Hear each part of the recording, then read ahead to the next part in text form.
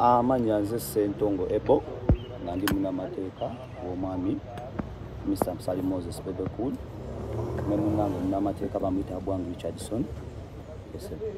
Ekivudde munda kigambibwa nti mwe mwagaana okukkaanya oba okuteesa ensonga zino zigere bweri wa kkooti.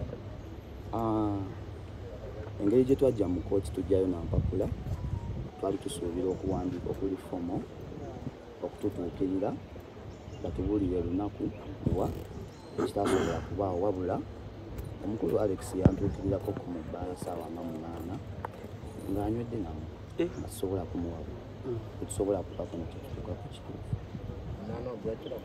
zaalinga 8 ng'ekiro era ne boolaba footage bali ku bbaala gye bayita piya wanoso okumala kizaali ssaawa ezo ate bo babayita ku kiraasi piya wano Bebekul amanyikiddwa waabeera. So kkooti ebawadde ennaku z'omwezi nga 10 okusala al'olw'emirayo. Era tujja kugenda kkooti kimuleesazeewo nga bwe nzimba gamba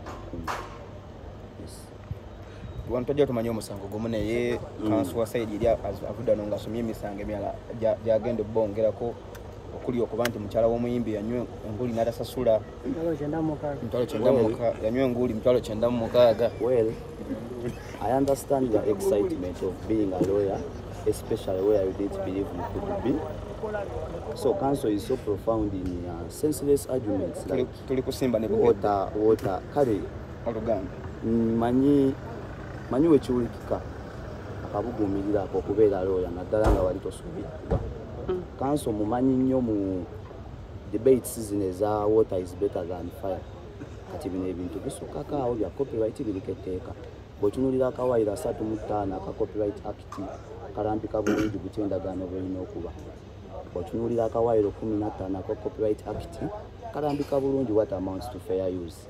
Bwewaawo n'akawaayiro 48 aka copyright act nako kakulambika bulungi singa oba tukoze biri. N'obuwaayiro obw'enjawulo kuli 54. Yes. So kati ffe tugoberera tteeka tetuli ku water is better than fire.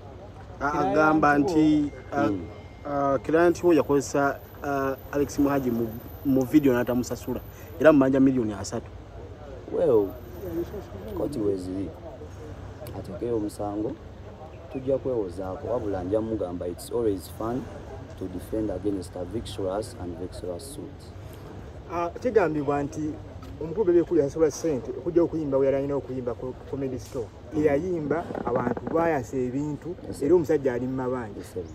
Awo okusinziira kye tulabye ne comments zetusomye ku social media twava ku kkooti kikizudde nti waliwo gap nnene nnyo naddala ku bwangulwa ka copyright nti paka nakakiseera kyaleero omunnamateeka wa Saidi eri tamanyi lwaki tuli wano. Bw'omanyi lwaki tuli wano nze ndi munnamawulire nze kavalingamu oze kavalinga ki so kati tulabye nti weetaagawo okubwangula okw'amaanyi mu copyright okwongera okusomesa abantu okumanya copyright kyeki ne labeling right kyeki nti paka nakati kyansonyi okubanga ne ku ssaawa eno munnamateeka munnange tanaba kutegeera nsonga etuleesewo.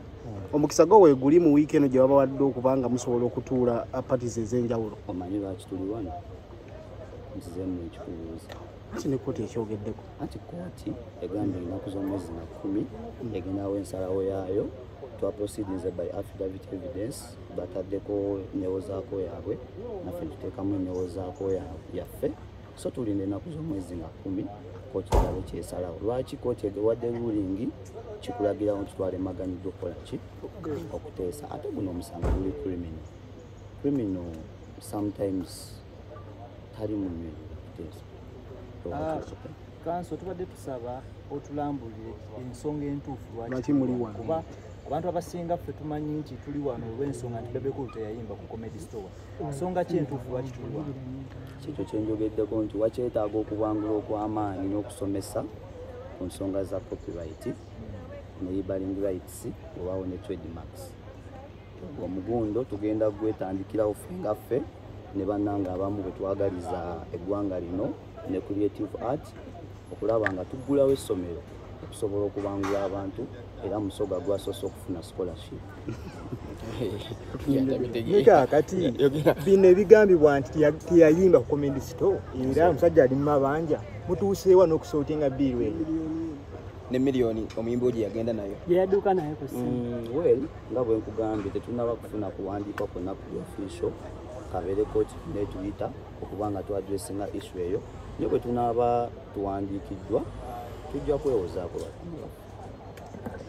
eza kirayanti wo yali ku bbaala ne mukyala we nanywa ebyokunywa n'atasasula n'avaawo nga atasasudde ebintu bingi ebyamenyebwa mu kigo ku Alex Mangi era nga zibalirirwa mu mitwalo 9 kudda waggulu. Ebintu ebyamenyerwa biri mu ssente nnyingi nabo ze batasobola kubala. nga bwe nabagambye manyiwe ekibulikika okubeera munnamateeka naddala nga wali tosuubira kuba ekirungi byogereddwa ku lutambi era kanso munnange bw'abanga ekkalaamu yagikaza bulungi akimanyi nti okwogera ebyanjwanjwa oba defamation ku muntu musango gw'amaanyi nnyo era bwe gukusingisibwa osobola okuyiwa kooti ekuba engasi.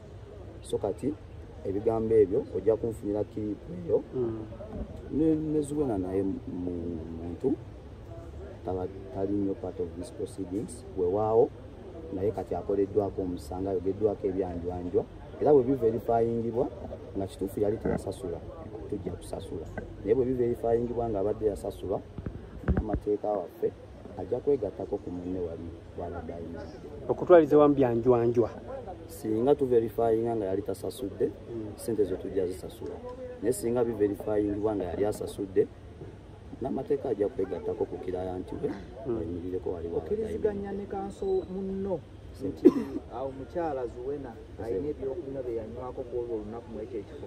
ngera bwe nkugambye nja kuddayo verifyinge singa nkakasa nga Zuwena yali tasasudde ajja kusasula naye tukusinga tukakasa nti yali asasudde Zuwena alina bizinesi ez'amaanyi nti okwogera ekintu ng'ekyo ku linnya lye ate mukyala musiraamu bw'oba omusibyeko ekintu ng'ekyo kirina engeri gye kitaataaganyamu emirimu ye era naye ajja kuleetebwa mu mbuga y'amateeka.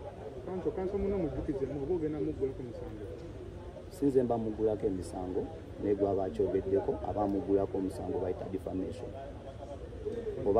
oba uttering false information to the public ekikontana n'akawaayiro akali mu Computer Misuse Act.